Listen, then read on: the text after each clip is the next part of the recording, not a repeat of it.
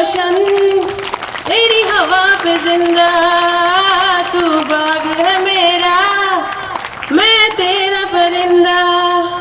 है अर्जियां दीवाने की जहाँ बहुत सुबह ना देखी, एक रोज वही मेरी शाम हो। कभी याद करे जो जमाना, माटी पे मर मिट जाना, जिक्र में शामिल मेरा नाम हो।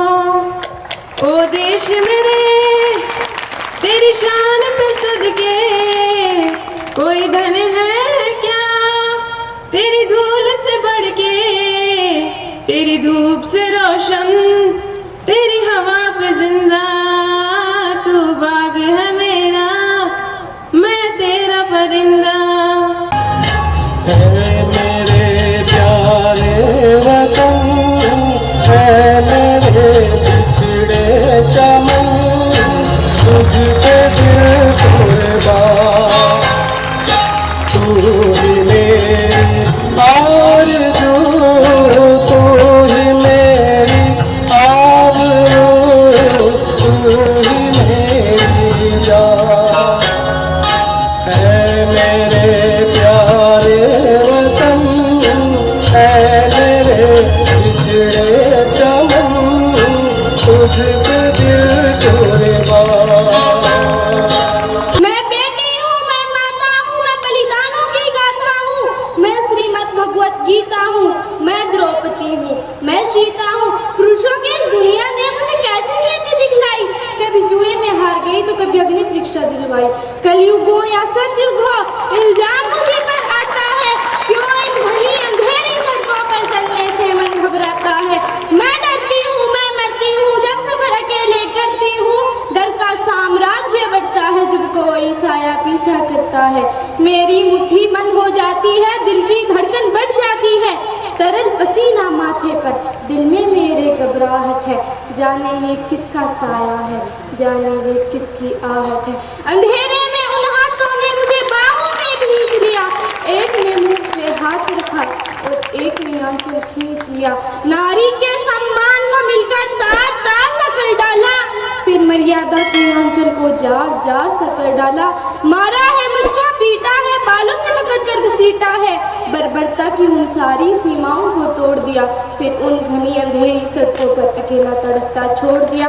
सन्नाटा में छीन रही थी, ऊंचे अस्तर को खाया, सबने तस्वीरें खींची, लेकिन कोई मदद को आगे नहीं आया। मदद करो, चीख चीख कर चीख भी मुझसे रूठ गई। जब होश में आई समाज की बातें तो वो भी सुनकर ऐठ गई। परिवार की बदनामी होगी सब मुझे यही समझाते रहे, परिवार की बदनामी होगी सब मुझे यही समझाते रहे। ये नई उम्र के लड़के हैं, ये थोड़ा तो बहक ही जाते हैं। तुम लड़की हो, दुनिया वाले तुम पर ही प्रश्न उठाएंगे, क्यों कोई नहीं था साथ में, क्यों निकली इतनी रात में, क्या मेकअप था, क्या गहने थे, क्या छोटे कपड़े पहने थे। इन प्रश्नों की भूल भुलैया में सच्चाई कहीं खो जाती है, इन प्रश्नों की भूल भुलैया में सच्चाई कहीं खो जाती है। सब भूल जाओ कहने वालों, सब भूल जाओ, क्या तुम्हें शर्म नहीं आती है, सब भूल जाओ। याद रखो आखिरी गलती आपकी भी हो सकती है, कल सड़क पे बेटी बहनियां बेटी आपकी भी हो सकती है। इस एहसास से बढ़कर कोई दर्द नहीं हो सकता, जो नारी का अपमान करे वो मर्द नहीं हो सकता, जो नारी का अपमान करे वो मर्द नहीं हो सकता। तो आओ फ्रेंड्स मेरे साथ और ये आह्वान करो, अपनी मर्यादा को समझो और नारी का सम्मान करो, नारी का सम्मान करो। जैसा कि हम सबको पता है, जन्म देने वाले से पालने वाला बड़ा होता है और किसी पेड़ को लगाने से ज्यादा सींचने वाले का योगदान ज्यादा होता है। उसी प्रकार से इस संस्था को अपना समझा श्री मंसूर सर, श्री श्रवण सर और इनके पुत्रों ने, और इन सभी लोगों ने सच्चे मन से अपने काम के प्रति उत्तरदायित्व को बड़ी भांति संभाला। आज रामलाल शिक्षण संस्थान वो ज्ञान रूपी भंडार है जिसमें क्षेत्र के छात्र छात्राओं ने अपने जिले, राज्य और देश को गौरवान्वित किया, और इस गौरव को हासिल करने के लिए हमारे अध्यापकगण और संचालन का बहुत बड़ा योगदान है। आज हमारे 50 से 500 से भी ज्यादा छात्र छात्राओं ने इस संस्था को अपने सपनों से सच होते हुए देखा है। आज इस संस्था का परचम पूरे आसपास के क्षेत्र में नहीं बल्कि पूरे राजस्थान में लहरा रहा है, क्योंकि प्रत्येक शुभ प्रमाण की जरूरत नहीं होती, इसीलिए इस गत वर्ष के परिणाम में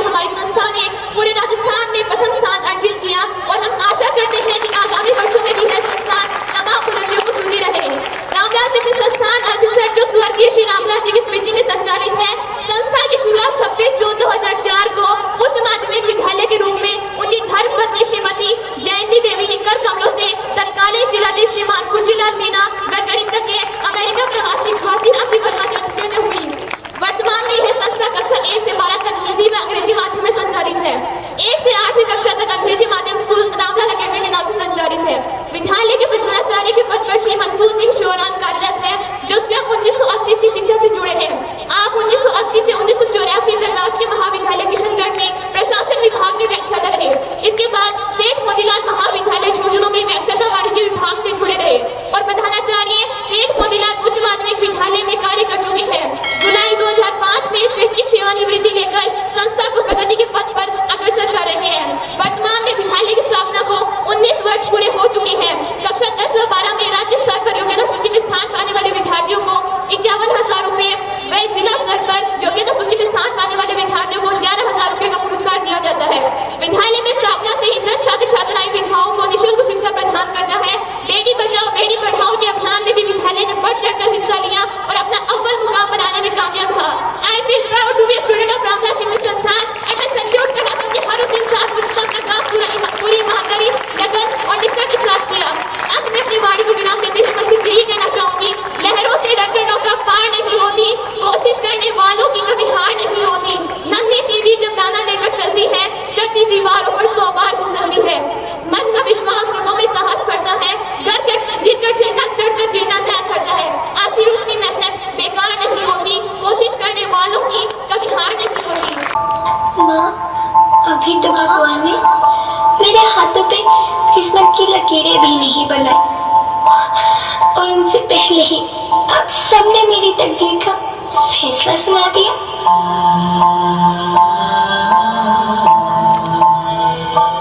माँ, मुझे जी लेने दो। अपनी कसम, मैं आपको कभी तंग नहीं करूंगी। जब खाना खाने के बाद आपसे मीठा खा रही होंगी, तब मैं रसोई में जाकर सारे बर्तन साफ कर दिया करूंगी।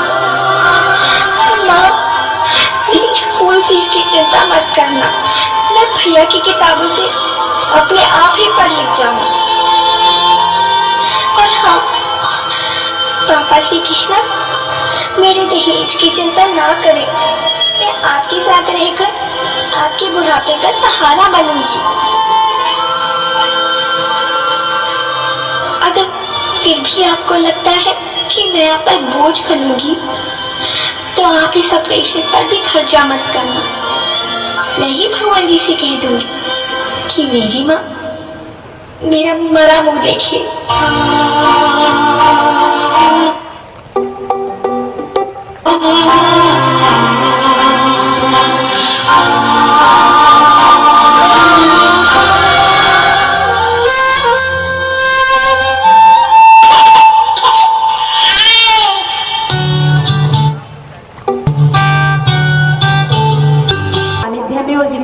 लगाए हुए वट वृक्ष के नीचे आज सब लोग हम एकत्रित हुए हैं। इसी के साथ दिए सी हो जिंदगी पहचान वजूद की, सिर्फ रोशनी हो।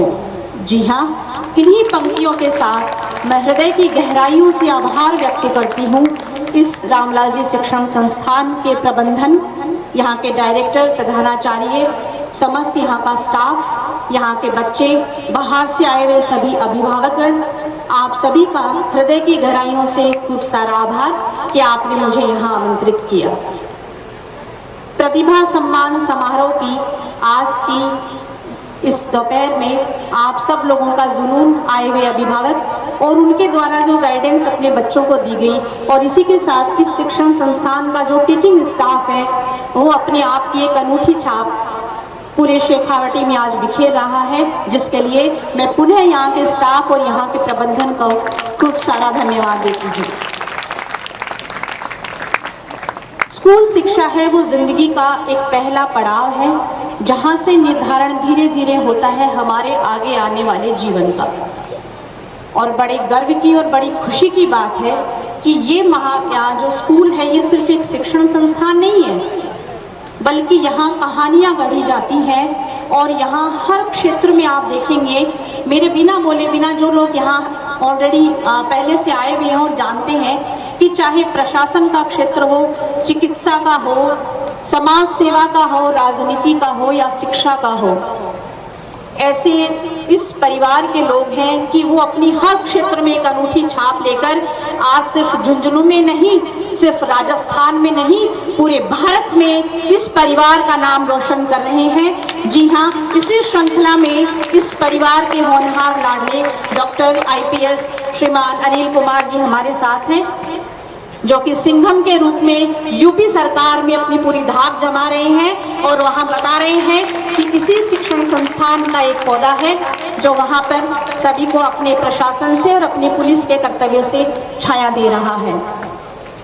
इसी कड़ी में मैं बताना चाहूँगी, इसी परिवार की लाडली डॉक्टर मंजू जो IAS है, और उसी के साथ कोरोना काल हो या प्रशासन का क्षेत्र हो, वो भी राजस्थान सरकार के अंदर अपनी धाक जमाए बैठी हैं। इसीलिए मैं कहती हूँ बच्चों, आपको कहीं जाने की जरूरत नहीं है, क्योंकि आपके आगे प्रशासन हो या चिकित्सा, सारे उदाहरण ही यहाँ हैं। प्रबंधन और इस परिवार के किसी भी सदस्य को आप उठा लीजिए, सुनील जी को आप देख लीजिए, किसी भी जनसेवा का कोई काम हो या किसी की भी कोई परेशानी हो, आँख मूंद कर आते हैं और अपनी समस्या का समाधान लेकर जाते हैं। शिक्षा के क्षेत्र में मेरा छोटा भाई सुरेश जी अपना नाम कमा रहे हैं, पेशे से अध्यापक होते हुए भी इस शिक्षण संस्थान को अपनी मेहनत से और मंकुल जी सर के निर्देशन से दिनों दिन रात चौगुनी वो इसको बढ़ा रहे हैं। अंत में इन पंक्तियों के साथ, उन्हें नहीं दी जाती तालीम आसमानों की, उन्हें नहीं दी जाती तालीम आसमानों की, जिन्हें चाहे बुलंदी आसमानों को छूने की, जिन्हें चाहे बुलंदी आसमानों को छूने की। इन्हीं पंक्तियों के साथ कि आपका ये स्कूल जो है वो दिनों दिन खूब आगे प्रगति करता रहे। इस परिवार की, इस प्रबंधन की और स्टाफ के सभी व्यक्तियों को खूब सारा आभार। आप लोग खूब आगे बढ़े, सारे बच्चे खूब स्वस्थ रहें, खुश रहें, हमेशा खिलखिलाते रहें। आए हुए सभी अभिभावकों को, स्टाफ को, बच्चों को फिर से एक बार मेरा अभिवादन और खूब सारा आभार। धन्यवाद। क्योंकि जब घर के अंदर माँ नहीं होती तो घर सूना सूना लगता है कि मतलब कुछ चीज मिसिंग है घर के अंदर। तो हम सबसे पहले जाते तो एक ही आवाज लगाते कि मम्मी, मम्मी कहाँ हो। तो मम्मी दिख जाती तो घर के अंदर एक खुशी होती कि हाँ मम्मी घर पर ही है। तो कितनी अच्छी है, तो कितनी भोली है, प्यारी प्यारी है ओ माँ,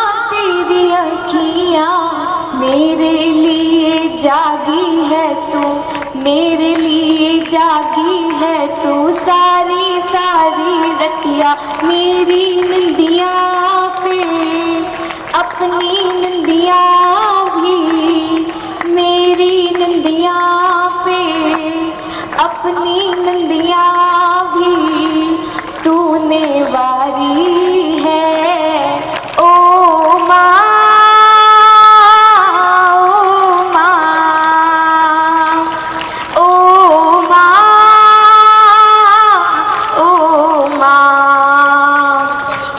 लास्ट अंतरा इस गाने का, ये बहुत प्यारा है और मेरा भी फेवरेट है। माँ बच्चों की जान होती है, माँ बच्चों की जान होती है, वो होते हैं किस्मत वाले, वो होते हैं किस्मत वाले जिनकी माँ होती है। कितनी सुंदर है, कितनी शीतल है, कितनी सुंदर है, कितनी शीतल है, प्यारी प्यारी है ओ माँ, ओ माँ, ओ माँ, ओ माँ। तू कितनी अच्छी है, तू कितनी भोली है, प्यारी प्यारी है ओ माँ, ओ माँ, ओ माँ। Thank you. सबको गुड आफ्टरनून। मैं सुहाग खान, मैं आप सभी को दिल से आभार व्यक्त करती हूँ। मैं आप सबको बहुत ज़्यादा शुक्रिया दे दिल से कि मैं इसी विद्यालय प्रांगण से मैं हमेशा जुड़ी रहूँगी, क्योंकि ये मेरा विद्यालय नहीं, मेरा घर है, मेरा सब कुछ है ये। क्योंकि इस विद्यालय को ये मेरा सम्मान नहीं, इससे ज़्यादा तो मेरे टीचरों को ज़्यादा सम्मान मिलना चाहिए। तो मैं इस सम्मान के लायक भी नहीं हूँ कि मेरे टीचर को सबसे ज़्यादा सम्मान मिले। और मैं खुद हूँ कि मैं इस विद्यालय में पढ़ी हूँ, कि रामनाथ शिक्षा संस्था और मध्य विद्यालय अक्षर की जिंदाबाद। और मैं एक ही बात कहना चाहूँगी कि आप सभी को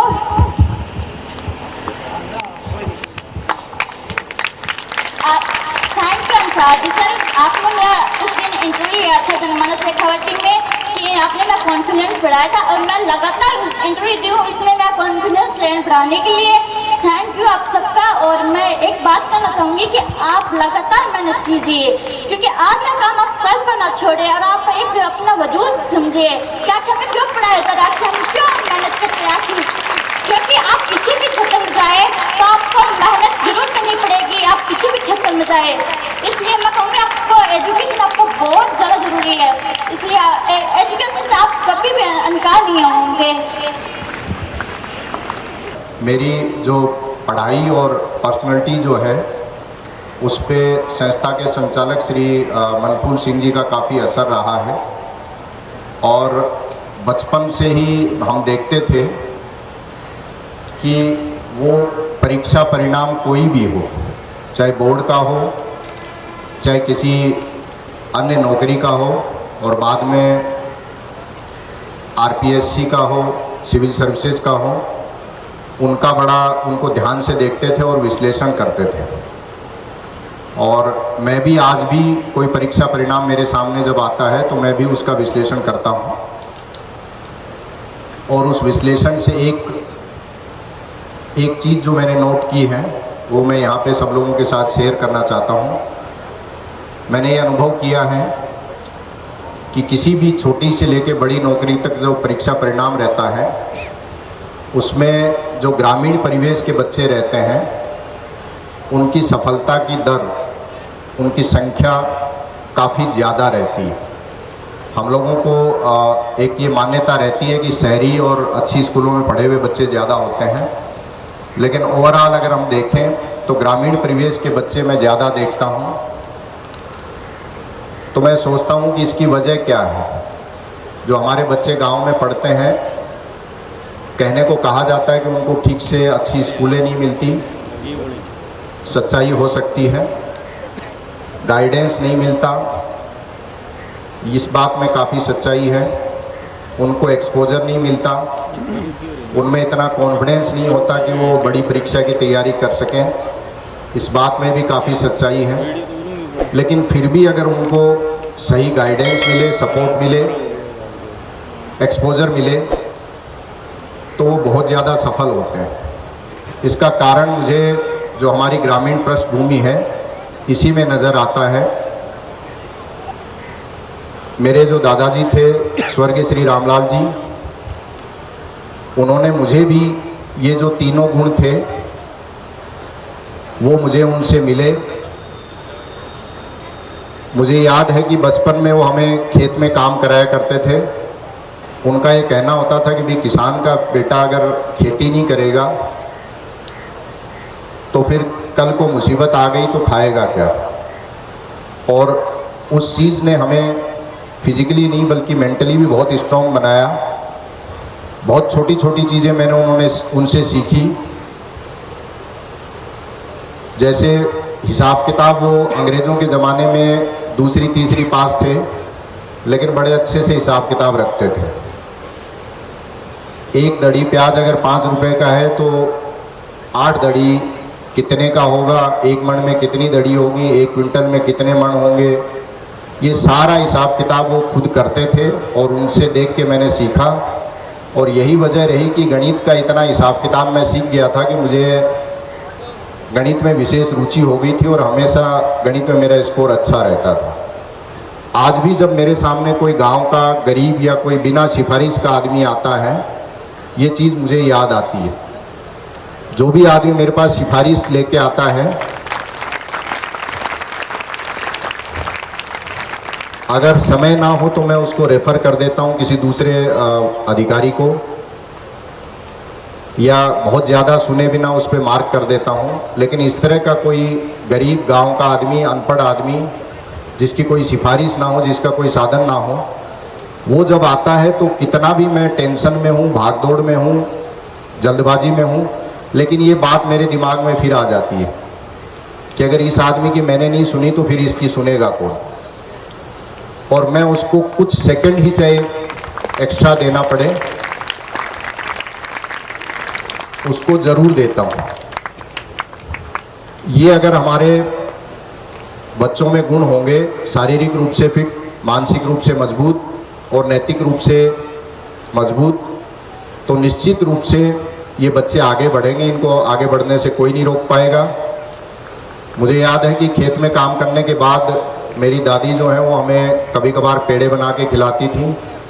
अब कोई आदमी खेत में काम करेगा और दही रोटी खाएगा और पेड़े खाएगा तो ऑब्वियस है कि वो कई साल तक उसकी फिटनेस को कुछ नहीं होगा।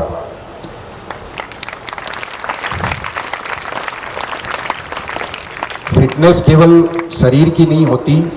आज ये ज़माना नहीं है कि आपको किसी को कुश्ती लड़के हराना है या सफलता के लिए आपको शरीर बल का कहीं प्रदर्शन करना है। फिटनेस का ये मतलब नहीं है। ये चीज़ जो हमारी बच्ची सोहा है उसने सिद्ध किया है। सोहा की जो सफलता है, उसने इतना शोर मचाया है कि जहाँ मैं काम करता हूँ वहाँ भी मुझे इसकी गूंज सुनाई पड़ी। कुछ लोगों ने मुझे बताया कि साहब आपके राजस्थान में एक बच्ची जो है उसने 100% मार्क्स लाई है। वो मतलब 500 में से 500 मार्क्स आए, कहीं एक नंबर भी नहीं कटा। तो आपके यहाँ ऐसा क्या है? तो मैंने बताया भाई हमारे यहाँ पे पढ़ाई का बड़ा क्रेज है।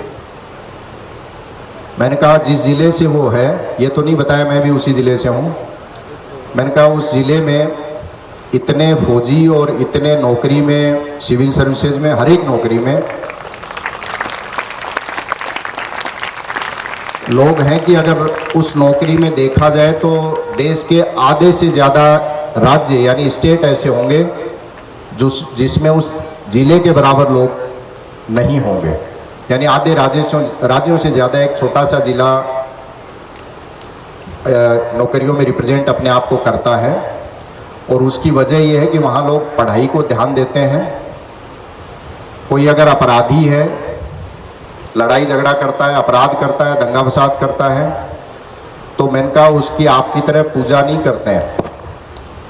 अगर कोई अपराधी है तो वो गांव में पिट जाएगा, उसको सम्मान उसको और उसके परिजनों को हमारे यहाँ नहीं दिया जाता। मैं समझता हूँ कि अगर बच्चे इस चीज़ को अपना लेंगे तो उन्हें भी सफल होने से कोई नहीं रोक सकता। साथ ही गार्जियन से भी मेरी अपील है कि हर एक बच्चा आवश्यक नहीं है कि पढ़ाई में आगे निकले। कोई बच्चा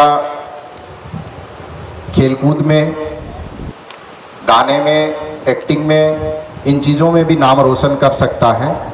अगर किसी बच्चे में इस तरह की प्रतिभा है तो हमें उसको इग्नोर नहीं करना चाहिए, उसे अवसर देना चाहिए।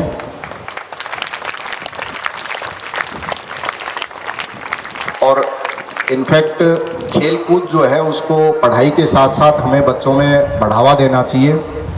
उससे वो ना केवल फिजिकली फिट होंगे बल्कि मेंटली भी फिट होंगे।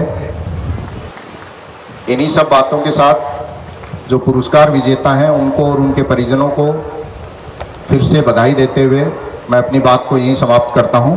Thank you. सभी मेहमान मानो या हमारे जो अभिभावकगण हैं, स्टाफ के समस्त सदस्य और प्यारे बच्चों, ये कार्यक्रम बच्चों के इनाम का है। और इनाम के जो अभी बता रहे थे मेरे को अंसार जी कि मैंने सबसे पहले जब स्कूल खुला तो 89% जो बच्चा लाएगा मैंने घोषणा की कि उसको 35,000 रुपये देंगे। पहली साल किसी बच्चे के नहीं है, दूसरी साल एक बच्चे के 89% आए और उस बच्चे को 35,000 रुपये का इनाम दिया। मैंने सोचा अब थोड़ा बढ़ा देते हैं क्योंकि 89% तो आ जाएंगे। फिर मैंने 92% कर दिया बढ़ा करके। अगले साल फिर एक बच्ची वही टमकोर गांव की थी, उसने 92% ला दी। तो हमारे भाई ने भी कहा कि भाई 92 तो बहुत आ जाएंगे। तो मैंने सोचा कि अब मेरिट का नाम ले देते हैं। तो मैंने कहा भाई जो मेरिट में आएगा उसको 51,000 रुपये देंगे। अब तो बोर्ड मेरिट घोषित नहीं कर रहा है। और जब मैंने मेरिट की घोषणा की, 10वीं क्लास में एक साथ 3 बच्चों की मेरिट आई।